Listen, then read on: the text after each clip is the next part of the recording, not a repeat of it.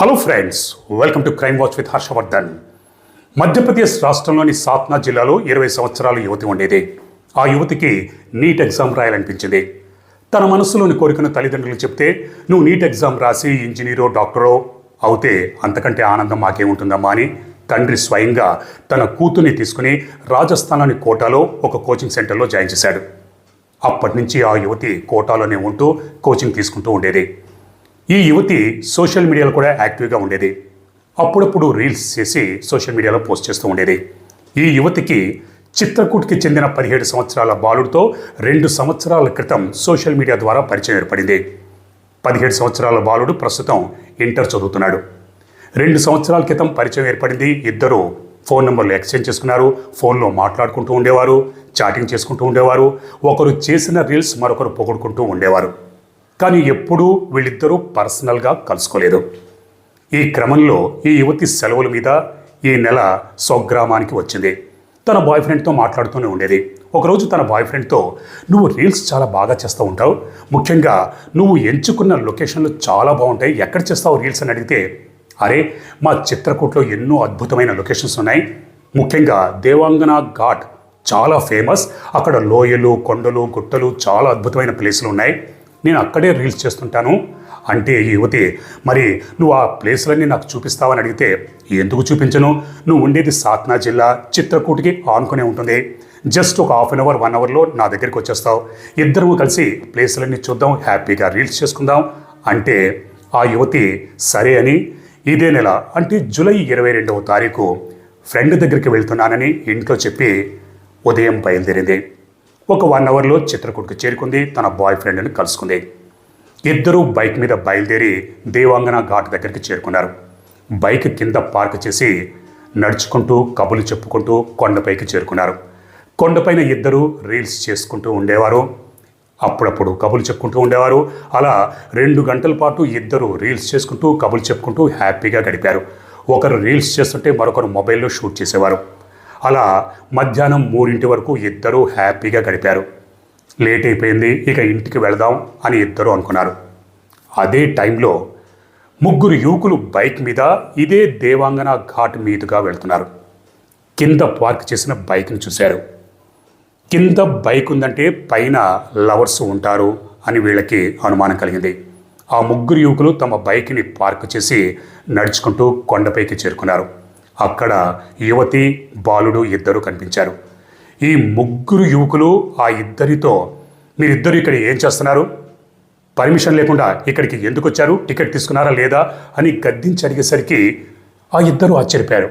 బాలుడు, ఇదేంటి 3 అలా అడుగుతున్నారు, గతంలో ఎన్నోసార్లు ఇక్కడికి వచ్చాడు, రీల్స్ చేశాడు, కానీ ఎప్పుడు కూడా ఎవ్వరూ ఇలా అడగలేదు, టికెట్ తీసుకున్నారని అడుగుతాడేంటి అని ఆ బాలుడు, ఇంతకీ మీరెవరు అని అడిగితే, మేము ఫారెస్ట్ ఆఫీసర్లం, మా పర్మిషన్ లేకుండా మీ ఇద్దరు ఇక్కడ ఏం చేస్తున్నారు, మీ జేబులో డబ్బులు ఎన్నున్నాయి అని గద్దించి అడిగేసరికి ఆ ఇద్దరు ఆశ్చర్యపోతూ, సరే టికెట్ తీసుకోవాలా, ఇంతకుముందు ఎవరూ అడగలేదు, సరే సార్ మాకు తెలియదు టికెట్ తీసుకోవాలన్న సంగతి ఎవరూ మాకు చెప్పలేదు, సరే మేము వెళ్ళిపోదాం అనుకుంటున్నాం, వెళ్ళిపోతున్నాం అంటే వెళ్ళడానికి వీల్లేదు అని ఆ 3 ఈ ఇద్దరిని బెదిరించారు. ఆ 3 యువకులు బెదిరిస్తూ ఆ యువతి ఒంటి మీద చేతులు వేస్తూ అసభ్యంగా ప్రవర్తించడం మొదలుపెట్టారు. దాంతో ఈ 17 సంవత్సరాల బాలుడు ఎదిరించాడు. ఏంటి సార్, మీరు ఫారెస్ట్ ఆఫీసర్లని చెప్తున్నారు, ఆ విధంగా చేయడానికి మీకు బుద్ధి లేదా అని అడుగుతున్నాడు. ఇక్కడ యువతి కూడా మీరు చేస్తున్నది ఏంటి అని ఎదురు తిరిగి ప్రశ్నించింది. దాంతో ఆ 3, ఎరా నువ్వు మమ్మల్ని ఎదిరిస్తావా, మమ్మల్ని ప్రశ్నిస్తావా అని బెల్ట్ తీసి ఆ 17 సంవత్సరాల బాలుని విపరీతంగా కొట్టారు. ఆ తర్వాత టవల్తో ఆ బాలుడి కాళ్ళు చేతులు కట్టేశారు. ఆ బాలుడు వయస్సు 17 సంవత్సరాలు, ఎదురుగా 3 యువకులు వయస్సు 25 సంవత్సరాల లోపు ఉంటుంది, ఎదిరించలేడు. దాంతో ఆ బాలుడు, సరే సార్ తప్పైపోయింది, మేము రీల్స్ చేసుకోవడానికి వచ్చాం, మమ్మల్ని వదిలేశారంటే మేము వెళ్ళిపోతామని బతిమాలాడు. కానీ ఆ 3 వినిపించుకోలేదు. ఆ 3 దుర్మార్గుల్లో ఒకడు ఆ యువకుడికి కాపలా ఉంటే మిగతా 2 దుర్మార్గులు ఆ యువతిని పక్కనే ఉన్న పొదలోకి లాక్కెళ్ళి అఘాయిత్యం చేయడానికి ప్రయత్నించారు. ఆ యువతి తీవ్రంగా ప్రతిఘటించింది, ఎదిరించింది, కొట్టింది, గట్టిగా అరవడానికి ప్రయత్నించింది. అప్పుడు ఆ 2 దుర్మార్గులు, నువ్వు గట్టిగా అరిచావంటే నిన్ను ఈ లోయలోకి తోసేస్తాం, డెడ్ బాడీ కూడా దొరకదు, నీ బాయ్ ఫ్రెండ్ కూడా లోయలోకి తోసేస్తాం, వాడి డెడ్ బాడీ కూడా దొరకదు అని బెదిరించి ఆ యువతి మీద అఘాయిత్యం చేశారు.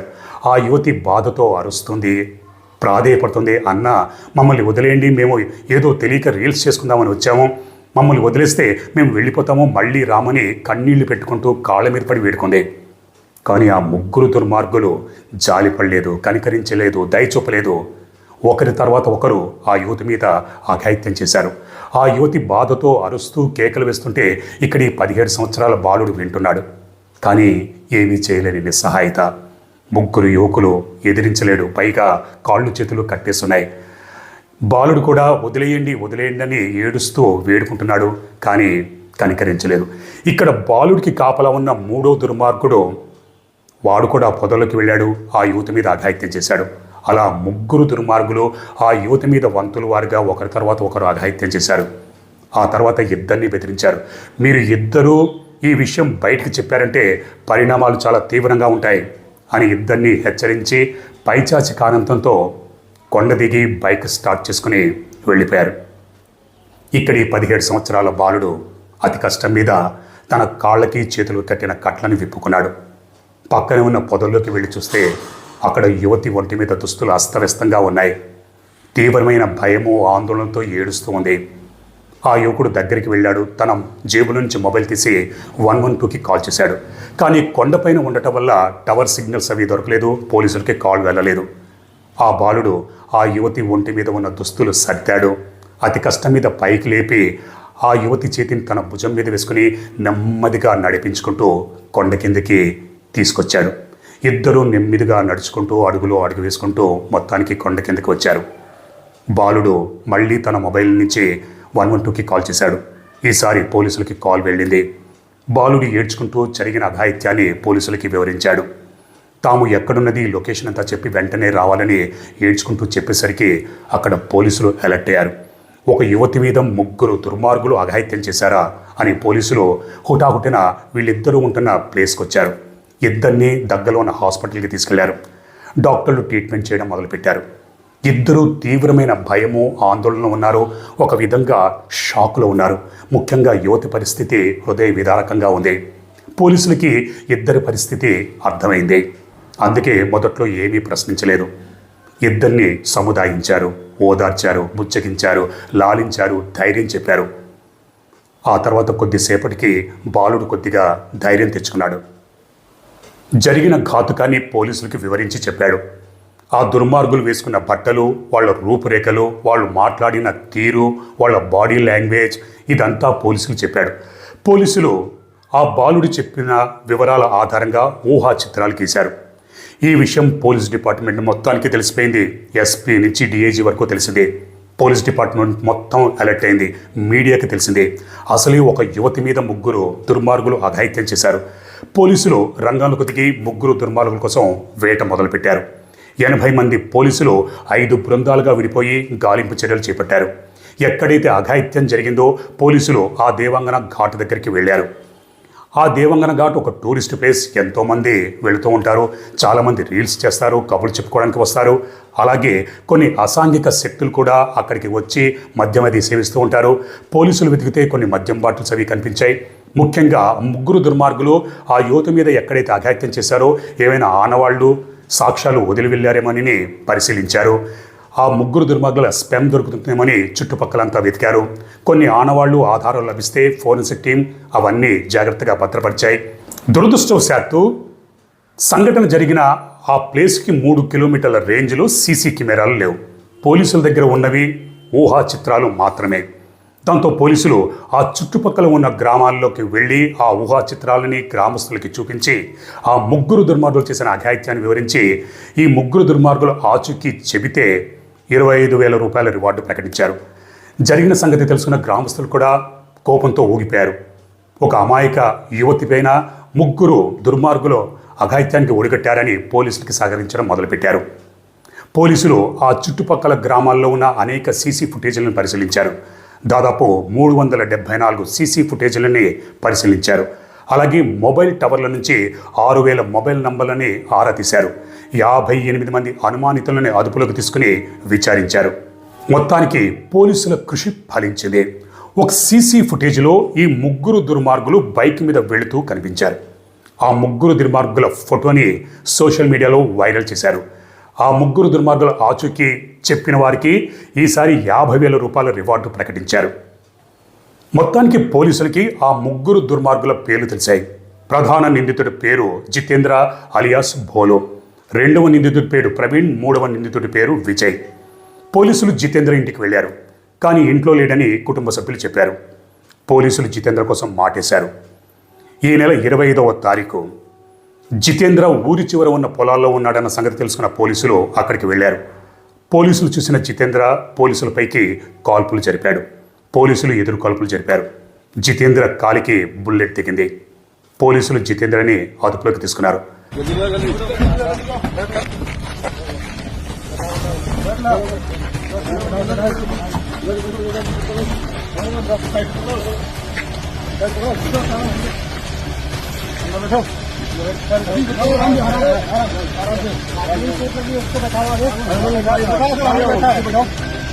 ఉత్తరప్రదేశ్ పోలీసులు నిందితులపైకి కాల్పులు జరుపుతారు. గురి తప్పకుండా కాలికి బుల్లెట్ తగులుతుంది. ఇది అక్కడ రివాజు. నిందితులకి తుపాకులు ఎక్కడి నుంచి వస్తాయో, వాళ్ళు పోలీసుల మీదకి ఎలా కాల్పులు జరుపుతారో, పోలీసులు జరిపిన ఎదురు కాల్పుల్లో గురి తప్పకుండా కాళ్ళకి మాత్రం బుల్లెట్స్ తగులుతాయి. మరి ఆ విధంగా ఎందుకు జరుగుతుంది, ఎలా జరుగుతుంది అనేది ప్రతి ఒక్కరికి తెలిసిందే.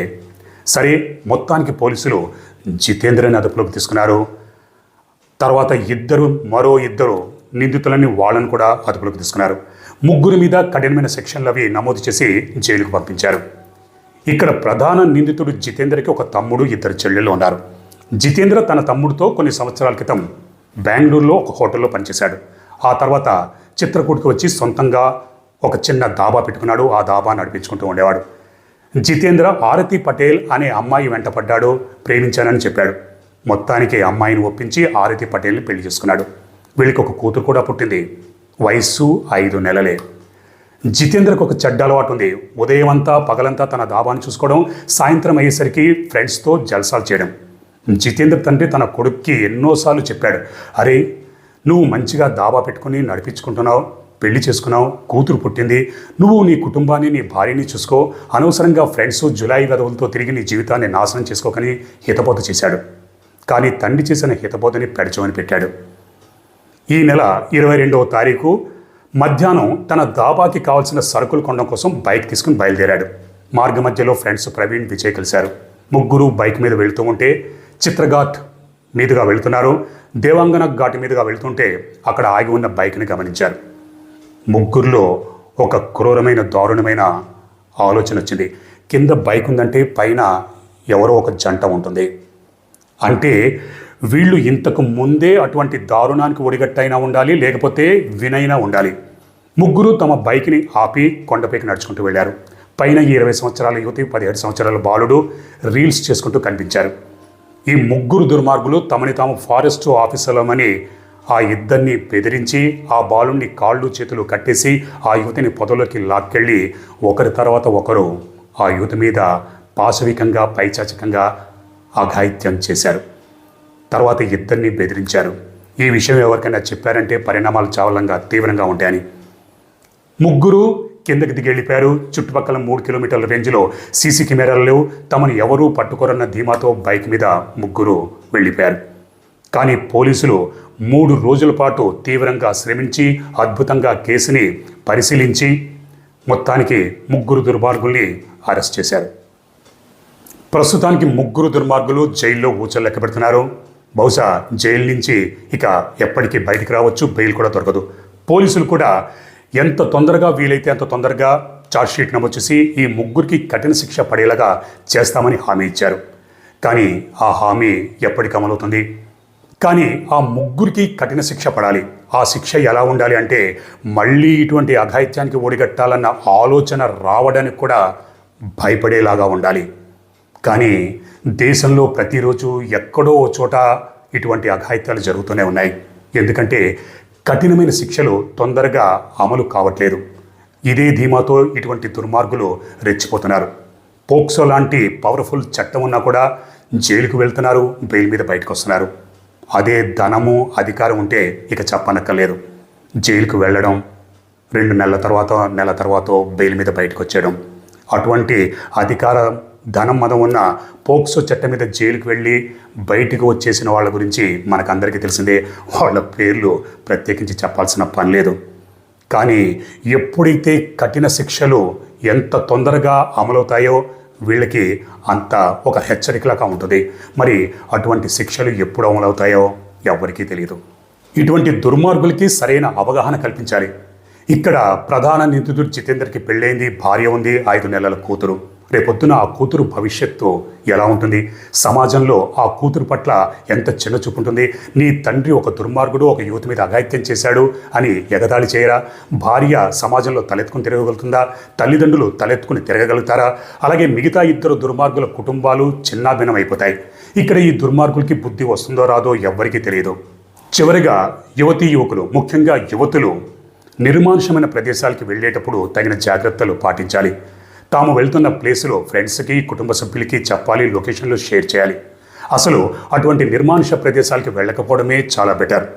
చుట్టూ జనాలుంటే ఎటువంటి భయము, ఎటువంటి ప్రాబ్లం ఉండదు. కానీ ఎప్పుడైతే జనాలు ఉండరో, ఒంటరిగా ఉంటామో అక్కడ తగిన జాగ్రత్తలు పాటించాలి. ఎందుకంటే చిత్తకార్తె కుక్కలు, తోడేళ్ళు, గుంటనక్కలు అడుగడుగున పొంచి ఉంటాయి. కాబట్టి మన జాగ్రత్తలో మనం ఉండాలి. రీల్స్ చేసుకోవడంలో తప్పులేదు. ఆడ, మగ, చిన్న, పెద్ద, మంత్రులతో సహా అందరూ ఇప్పుడు రీల్స్ చేస్తున్నారు.